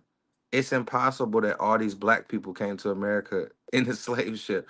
It's impossible that they put people on the ship, bound them by their neck. If you're thinking with a business mind, and I say this all the time, Terrell, if you are thinking with the business in mind, what business sense does it make to put so many property or things that will make you profit on a boat, starve them to death, send them on a boat for I don't know how long, 3 to 6 months, and hope that half of your profit is still there? It is idiotic to me in my businessman mind to think that that's how we did business. And that's how we brought livestock over to the United States. Because that's what we were. That's what we're calling it, right? It makes more sense to understand that we were here and we were identified as something else, and they stole that identity from us and made us whatever it is that they want to make us to steal the rights to what was naturally ours. That makes more logical sense. Let's keep cooking, Mike. Mississippi, Utah, Judea was Tennessee. We were all over. White privilege doesn't mean she have to know. I can trace my family back over 5 generations right here. Oklahoma, straight facts, Mike. Latinos played a big role too. They play like Spanish people in the background, but majority play historical players in South America, not in the North America, but let's tell true history. They did play a role, but there was no such thing as Latino prior to the conquistadors coming to their country. You know who you're talking to now. Scholarly information over here. He brings too many facts. That's all we speak, baby. Utah's not Judah. Oh, Lord. Scotland, good fam. You better caught with the kilt up your pants down. I don't know what the hell that means, but chime in and subscribe, baby. We love you. I don't know what that means. I hope that shit meant something good. Hey, Mike, can I do the Aries Spears? Is that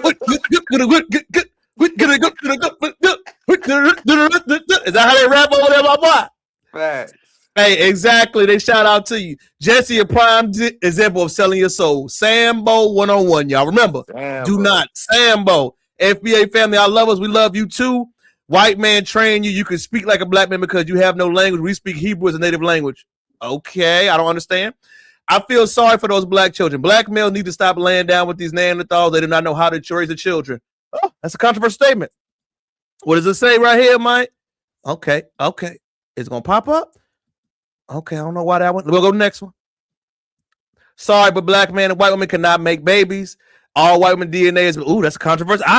That's a controversial statement, Mike. Does she have a fact right there, Mike? Hold on. DNA, she has the mitochondria. All life forms come from. That is 100% true. All life forms come from Eve, our mother. And she, I hate to tell y'all this, but she was black. When you guys say black men and white children are not black, they're saying because the black woman and white woman has a DNA, that's disrespectful. That's their opinion. Okay, what is this, brother? I don't know why. That's how my baby mama is. She was well-read black woman. If blank, love that blank with all my heart. Hey, shout out to you for loving your baby mama, man. Shout out to you. We are not black men. We're not any. Malcolm said that. That's true. They did.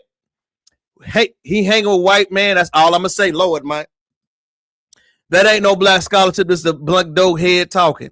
Oh, I have no idea what you're talking about, brother. Charlie OC, get up here and stand on business then, baby. Stand on business. Don't be no Twitter gangster, Charlie. That's right. That's it, Mike. What he said, I got a southern twang I suppress. I was raised in Florida. Can't help but get excited, though. All good, baby. You did good. Hey, we love you, Jet. We love you. Okay, shout out to him. What did he say? When people say stupid like that, I tell them all the time. They on a reality TV. Big facts, Mike. A lot of hip hop hoorays, Mike. Admitting that means the entire narrative is false. That means they have to combatantly face it, and they know it's no nonsense. What's good, chat?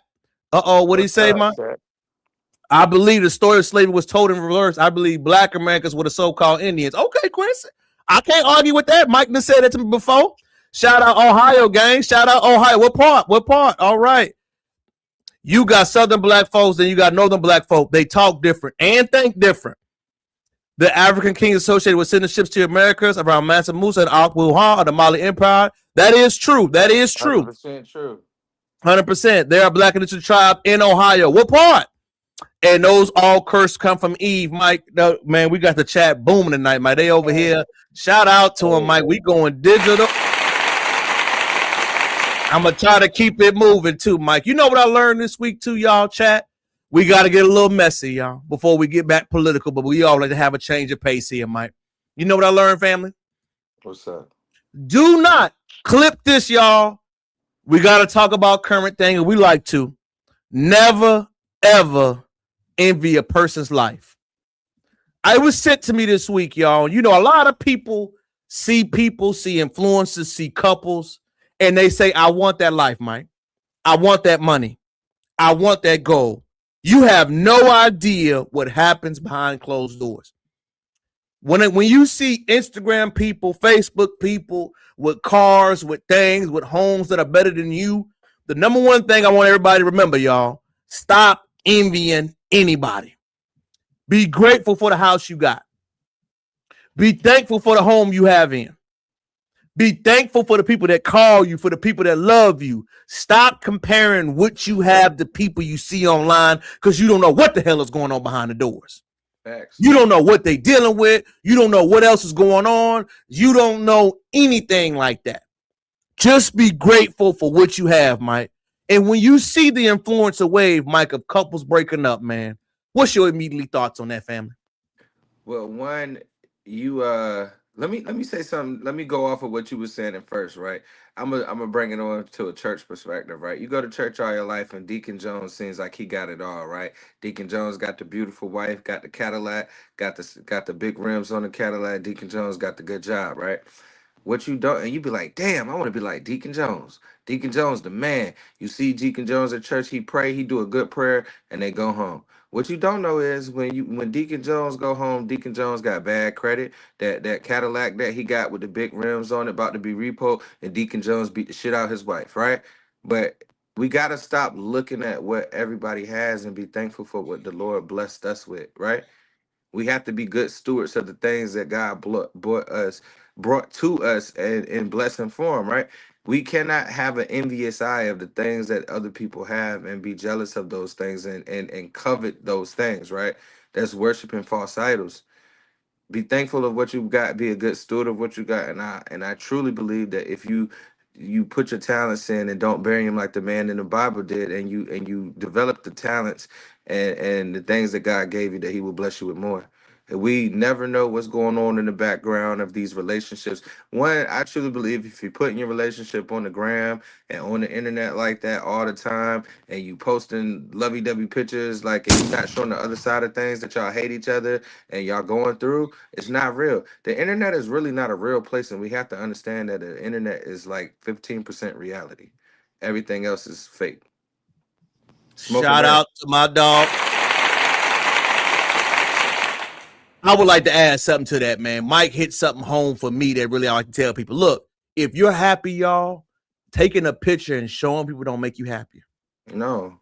If you in a good home, if you in a good life, showing people and broadcasting will not make you happier. Mike, I don't know if you've ever been around an influencer person in person. Have you ever been around them before? Yeah, 100%. When you have to do that shit, it's annoying. Mike, we talk about real life on this. I don't want to classify as content creators, even though we could be, right? But the daily life to do the vlogging, it's a lot, man. And being around a person that does it, wow. Can you imagine that, Mike? Well, I don't look at you as a content creator, bro. I look at when you doing that, you're an actor. You know what I'm saying?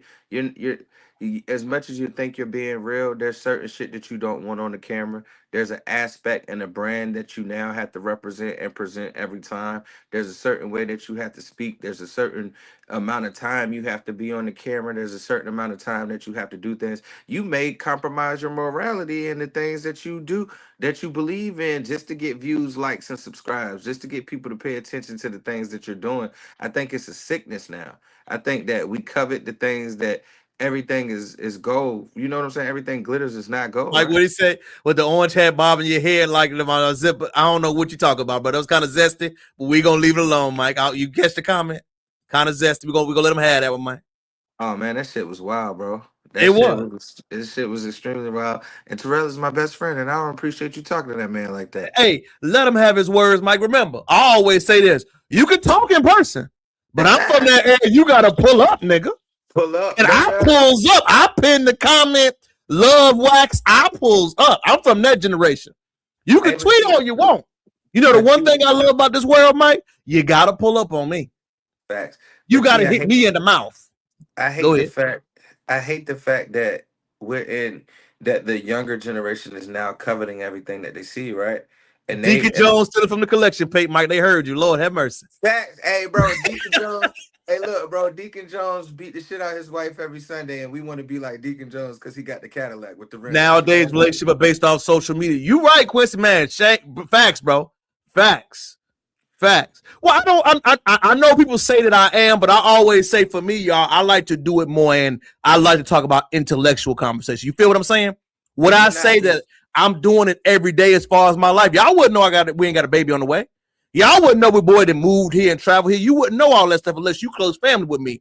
You know what I'm saying, Mike? So it's a lot of things. Like Mike said, it is very true that you don't disclose that. We got families. Mike got families. We got a lot of shit going on. We do it from an intellectual perspective because we enjoy the craft of it.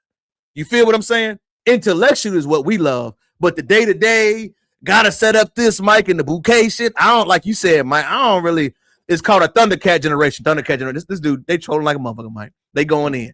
But as you were saying, family, what do you think about that comment, seeing that and that breakup happen in real time, fam?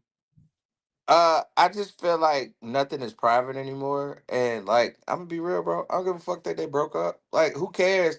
Like, why are we investing? Why are we investing like our thoughts and our mind on who broke up, who together, what they doing? It's the circus, right? It makes me wonder what's really going on in the background of life when we worried about who winning the Super Bowl, the playoffs, and all these things that are going around. What's really happening in the background? But like, bro, we invest in these people that we don't even know. You know what I'm saying? Like, and I guess it's a double-edged sword because people right now are investing in us. But I just don't think that I care about these people breaking up at all. No, I agree with you, Mike, and I believe those type of conversations. The reason why I like to bring them up, Mike, and I think Mike bring up a good point is because they're important. Not to us per se, Mike, but people think if my relationship is not online, it's not real. Facts. People don't understand that real relationships, the best relationships are always private. The best friendships are when you going out and doing your thing by yourself. It is so many memories that we got together, Mike, that ain't none of them no camera. And I will tell you, Terrell, that like you said, bro, the best memories are the ones that you don't capture with the camera, but you keep in your mind, right? Yes. And I think as a society, we need to stop publicizing everything because I'm gonna be real with you, Terrell. It's somebody that I know that I used to work with, right? And this is how the perception of the internet can be crazy. I know this person. Her and her husband go on dates all the time, taking photos like they may be happily married, bro. But the people that know that the people that are their friends know that they got issues. But they taking pictures every date night, every brewery, everything that they do, they taking the picture, smiling, cheese. But what you don't see is the infidelity behind the camera. What you don't see is the somebody dealing with post-traumatic stress disorder, or what you don't see is that the person hasn't been able to deal with their generational curses, and they're still allowing the generational curses to affect their life. That's what you don't see on the camera. You see everything glittering and gold and everything good, and even the bad sometimes. But I think we should stop documenting our lives so much. Like Instagram, Facebook, MySpace, all those things were a gift and a curse, right? Because now we're so, hey, I gotta take a, like, you'll take a girl on a date, right? All our single guys out there, they'll take a girl on a date, and I'm pretty sure if the date is fancy, the first thing the girl is gonna do is take a picture of the plate, right? Why are we doing that? Why are we showing the people what the fuck we're eating? Why are we showing the people that, hey, we just went to Cabo San Lucas and we at this hotel? Like, why? Why? When did that become a thing that we take a picture of everything and put everybody in our business, you know? Yeah, hey, should B1, man. Okay, our brother Keith Porter, who was killed by the ICE officer in New Orleans. I didn't know that, man. New Orleans, even LA. R.I.P. to the brother, man. I think the trucker wars are going on in America. Big facts. The world system most sustained for FBA to label. We hear you. Yep. Mike.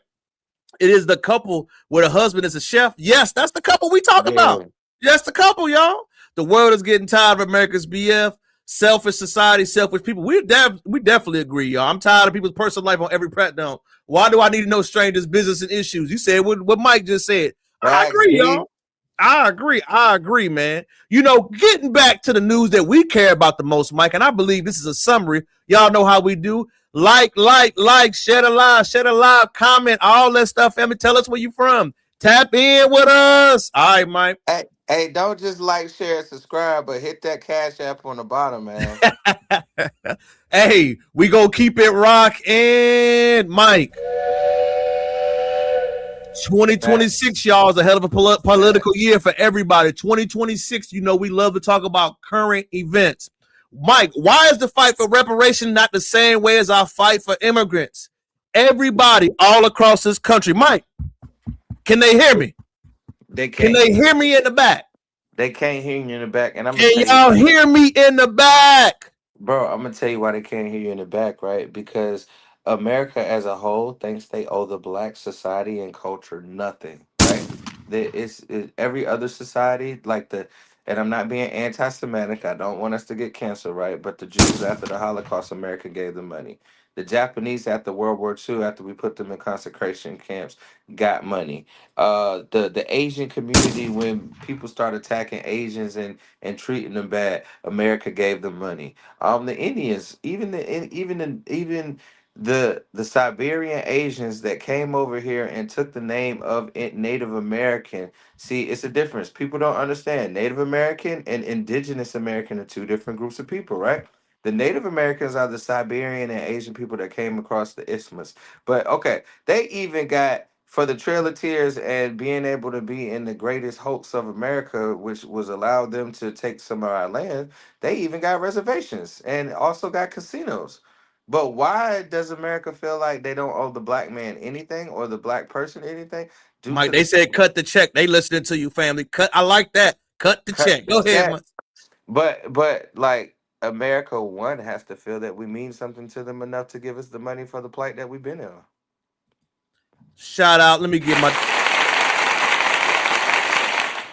Mike, beautiful response. You know, my dog Mike always give that political response. Let me turn my hat backwards, Mike, because Mike didn't turn me up. I don't give a damn about nothing else. Cut the check, bro. Motherfucking check. I want it in coins, nickels, pennies, pesos. I don't give a damn. I just need my money. Run it. I don't want to hear no excuses about no other issue, no other situation. We are staying on black issues only. I don't give a damn. Don't tell me about no immigration. Don't tell me about nothing else. We have to be solidified and focused on what we have to do, which I love that we are doing. As Mike said, that is the focal point. I don't care about symbolisms. I don't care about a damn job. I don't care about no Mike. I don't want no education. We want the money, the check, the cash. Hit the damn Cash App. That's what I want to hear. I don't want to hear a motherfucking thing but that. Let me ask you this, Terrell. Why is it only called immigration when it's about black and brown people, right? Facts. Isn't it still immigration when people come from Canada? We only worry about the southern border, but isn't it immigration when they come from the north?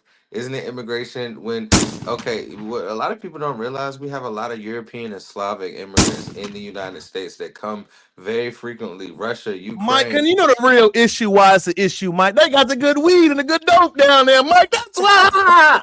If we gonna tell the truth, tell the damn truth, Mike. They got that good money on that good weed, that good dogs down there. That's why. We can't tax it. We don't have the best transport. You are absolutely right, Mike. But Mike, let's not use focus. Let's cut the mother. Cut the check, bro. You cut the check for less. They cut the check for less, bro. That's it, Mike. I don't want to hear nothing. If you got to figure it out, you figure it out. All I want is the cash. Shout out to San Francisco. Shout out to San Francisco, Mike. What do you think about that long thing going on right now? First of all, I'm trying to move to San Francisco because if they giving, I just don't see it being plausible, and this what makes me very concerned. Because how can you give $5 million to every resident of your city? You know what I'm saying? She said, "I got a volunteer orange on." I don't. That's right, Tennessee. I just put it on because my hair looking terrible. That's why, y'all. I appreciate you for noticing. Cash rules everything around me. Cream, get the money. Dollar bill. That's it. That's it. Uh-oh, what does he say, man? For one of the guns to stop identify as black and recognize a traditional Indian herd. We with you, family. We with you, Q. I am not opposed to what you saying. My stepfather's from Ukraine. Shout out to your stepfather. We don't know. We just asking, Mike. All we saying, ladies and gentlemen, is that the motion and the vision has to be the same. We are not our parents' generation. No disrespect to our parents. We love them, Mike. We are not all out. We're not symbolism. We're not the first black. I don't give a damn about none of that. The first black judge. Mike, what does it matter? We don't care. I don't want to hear that. I don't want to hear look, you could be white. If you vote for reparations, I'm getting you in there. Facts. That's where we at with it. We ain't for black faces in that space, Mike. But see, if they truly have to cut the check from an economical standpoint, this could bankrupt the United States. He said tether, Mike. That's funny. That's funny. Mike, can I say something? I don't give a damn, Mike. You figure it out. Check, bro. They got you. Cut it, Mike. What young dog say? Cut it. That's it, Mike. That's it, man. I know it's getting late for my dog. If y'all don't know, my dog Mike is on the East Coast, Mike. I can already see you got them Floyd Mayweather money eyes, G. If you got anything you want to say. Hey, man, let's keep going. I'm having fun. Let's keep going. My dog Mike said he rocking with it. Mike, you know, as we always give updates, y'all, remember, we always got to spin the block. This is how we do. If you do not remember that story out of Minnesota, Mike, Minnesota is no faulty of it as situations happen. Remember, Mike, the Minnesota officer who was acquitted of shooting Philando Castile, Mr. Geronimo Yantes, shot him 5 times. Carrying a gun, Mike, was found free of this charge. Most people do not know, Mike, this also happened in Minnesota. Minnesota has been a crime haven for a little minute now, Mike. When you hear these stories, especially what happened to tragedy to that young lady, Mike, what's your thoughts, feeling, and energy behind it? Minnesota, what y'all doing with y'all law enforcement, man? Y'all gotta get your shit. What is America doing with its law enforcement?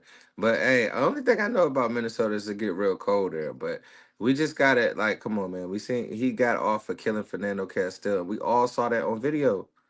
Until we start charging these people like they did the police officer that did George Floyd wrong, bro. Like dude said, how many people got away with it? It don't matter if they got the body camera or not. They still getting away with it. Like they still getting away with it until justice is served, and justice is served cold, bro. Until we start doing them like they doing us, it ain't gonna be no change. When we start doing them like they do us, then they gonna want to stop it real quick. Well, I think that what we're showing, Mike, is that we're not talking bad about what's happening to Miss Renee Good. It's a tragedy, but it's already been happening. But can it be selective outrage now? When we saw Mike in 2017, officer got off for shooting a brother 5 times. Facts. Why is it the outrage because she's an immigrant Mexican or whatever she is, woman, and she got shot? Why is it so much outrage? What I'm saying is, let's call a spade a spade. Anybody that gets wrongfully killed by the police, we should outrage. We should cry. We should rally. But we don't. But as soon as ICE shoot a lady in the face, oh shit, we need to rally. No, man. And I may be insensitive, but I mean, every death means something, not just one. I don't think having your opinion, Mike, is insensitive. You are stating the state on how you feel, and you're pointing out the differences in logic. We're not saying we're anti what happened to that lady because it was a tragedy, Mike, and we understand that. But we also understand if there's going to be a tragedy, it must be consistent. Because the problem is now, Mike, the horse is at the barn. You already said it was cool to kill niggas on camera. What's the difference? Facts, bro. We can't go back now. We already said we was cool with it. We said that. We did. It was no public outcry unified to say this should not happen. Now that it's happening again. Now this should not happen. But you can't expect other groups to feel like, you know what I'm saying? Like, bro, they been killing niggas. Okay. Hey, like what Cameron say, and this may be very insensitive, but it goes with the theme. Niggas Doing die them every like day. they do us. Hey, niggas die every day, B. Do you have access to Google? I have no idea what you're talking about, brother. Why can't we treat Renee like we treated Floyd? That was probably she was a domestic terrorist. We ain't gonna say all that, brother. That's tough to say. We ain't gonna say all that. We gonna say that she was not imperfect, going through stuff like everybody else does. We're not gonna use those type of words. What I am saying is that, again, when things happen to other people, if you can't sympathize it past yourself, you can't feel no type of way. Okay. That's it, Mike, because we really felt some type of way, Mike. This Right. blew my mind to read this week, y'all. Tap in with his family. Comment, like, share, and subscribe. Mike, Little Dirk has been in solitary confinement since August 23rd, 29th, Mike, for 23 hours a day. Lockdown with no commissary. Mike, 23-1 with no phone call, no visit for a person, Mike. We acting like he goddamn El Chapo, Mike. How is this not cruel and unusual punishment? How is Little Dirk being in confinement, Mike? No talk to his family since August 29th? How is that legal? Hey, bro, different. It's crazy our legal system, right? It's crazy. But I think that goes against his basic needs and rights. Mike, shout out to Jason Black. We do not have a justice system in this country, Mike. We have a court system. We have a court system. We got a court system. We don't have justice because there's no way, as the outrage is going, that we see a brother in solitary silence. He did the crime. He's on court, but to have that in a preliminary? But my thing is, why can't he have food or commissary? Why can't he already locked up, not going there? You already got him 23-1. Why can't he enjoy a honey bun? Why can't he enjoy cup noodles? Why can't he be able to talk to his wife? Why can't he be able to talk to his kids? If you're gonna say he can't talk to nobody, allow him not to talk to co-conspirators, allow him to talk to family members only. Again, Mike, we said Give that so. man some type of sanity. Give that man some type of sanity. I don't even know how that's still legal in this country. You feel what I'm saying, Mike? Like, we know that is inhumane. How is that not outlawed legislation? We know that's still happening currently. Well, I'm gonna tell you why it's not outlaw legislation, because commissary is a privilege, right? It's not a right. It's a privilege. Phone call is a privilege. It's not necessarily a right. They said he can only have one phone call a month. So one phone call a month, he has to, and God knows how long they let him talk on the phone, but it's not a right. You know what I'm saying? We need to start seeing and understanding what type of rights these inmates have and maybe changing those type of things. But it's not a right. It's a privilege. So it being a privilege, they're allowed to do whatever they want. Facts. I agree with you. Facts on that. We still got more. We said we got to come in, Mike. Listen to the Ghetto Boys, I joint. We love the Ghetto Boys, man. Okay, Randall. As Def Jam. What are you talking about? Listen to Call Therapy by Cootie Boys. Facts. We familiar with that song? Call Therapy. Facts. We are, Mike.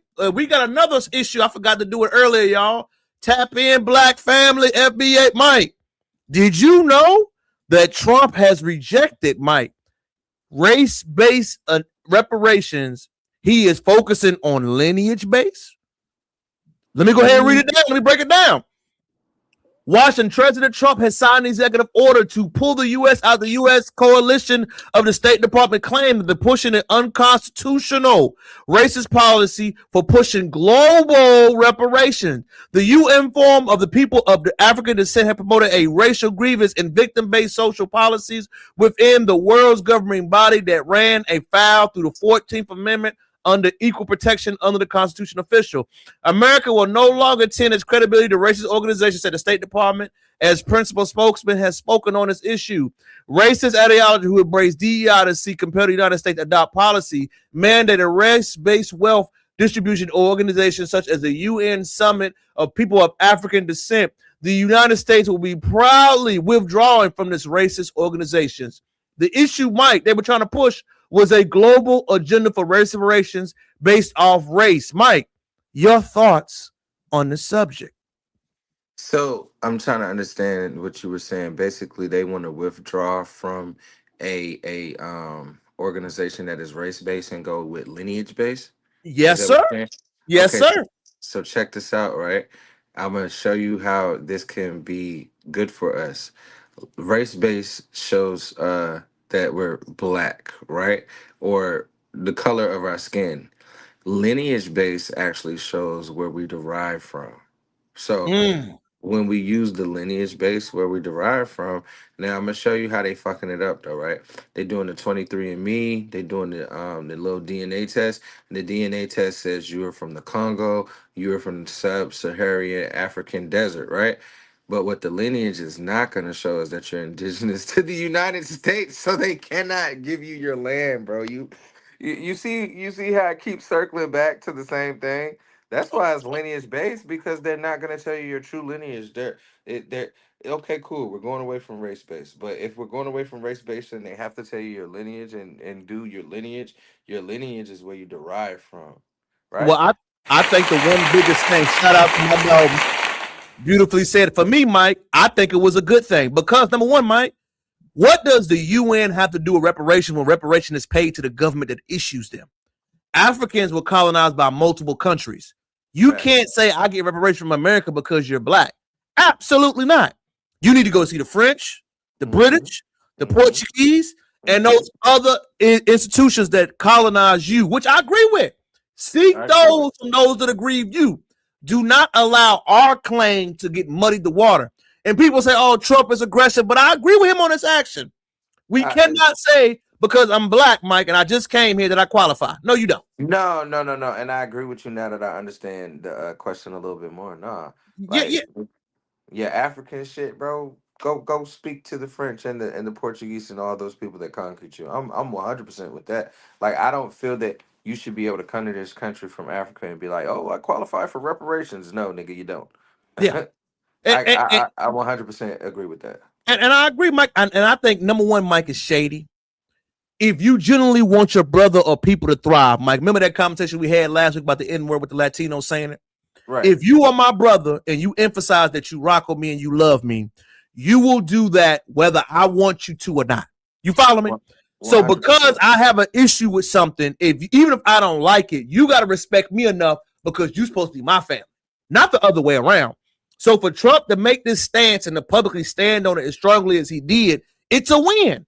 I know we don't like him. I know he's brash. I know he's this. I don't give a damn.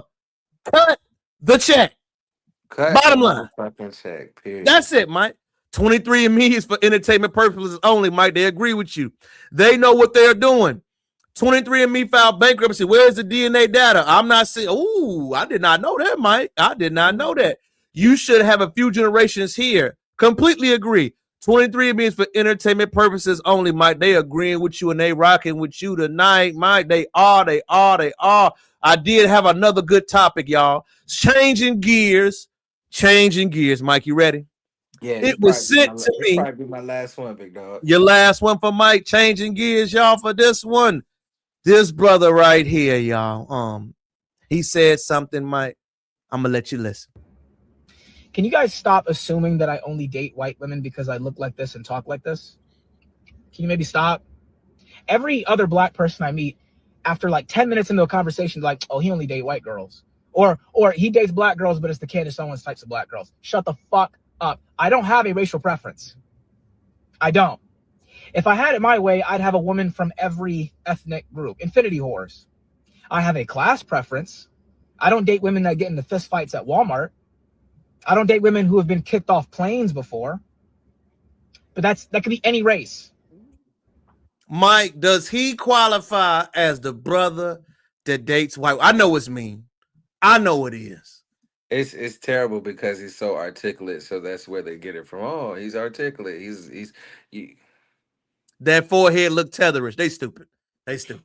This one right here. Oh, they talking about the guy in the video, Mike. You good? Oh, all right. I was about to say, hey, you know, I'm from the 7-5, baby. I will fry your ass. But I feel like it's kind of bro. We assume anything about anybody that if it's not ghetto hood and you know, like ignorant, we assume anything negative about a black person that's articulate, and it's crazy. It's crazy to me, bro.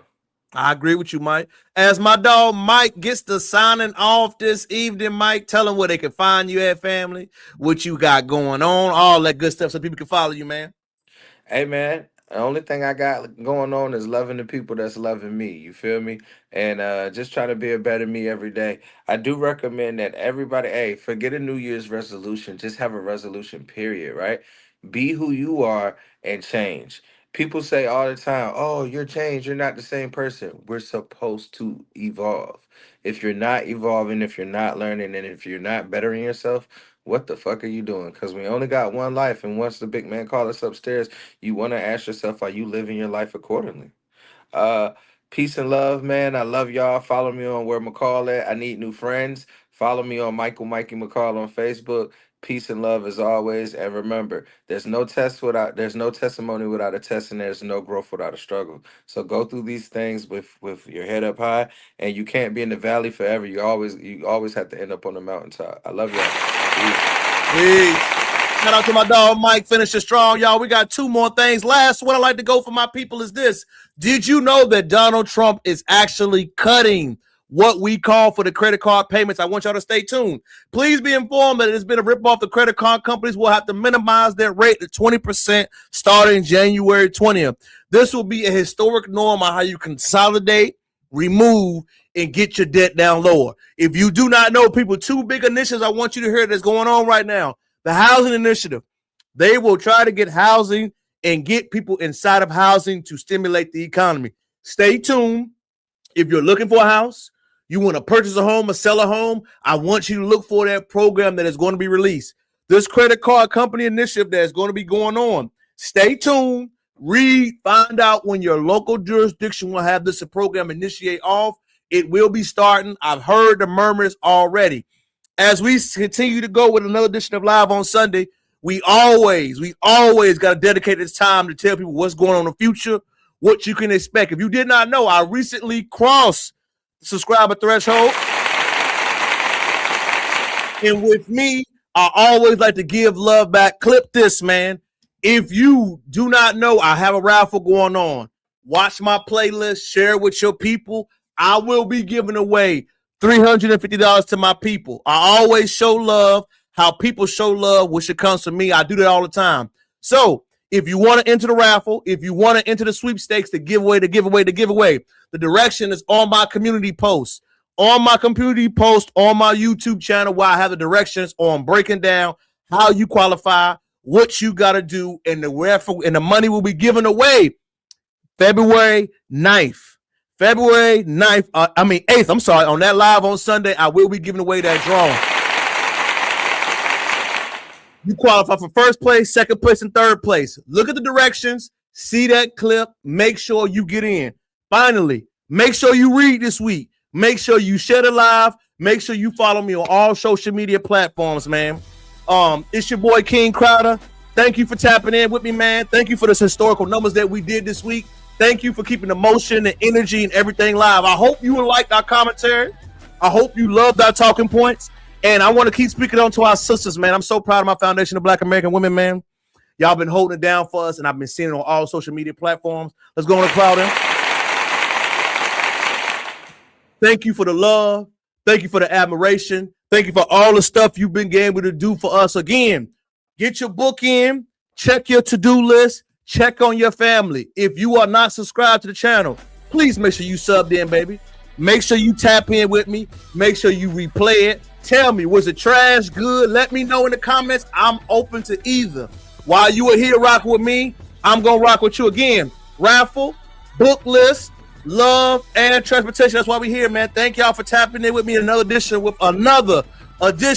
of Live on Sunday. It's your boy, King Crowder, and I'm signing off. Peace.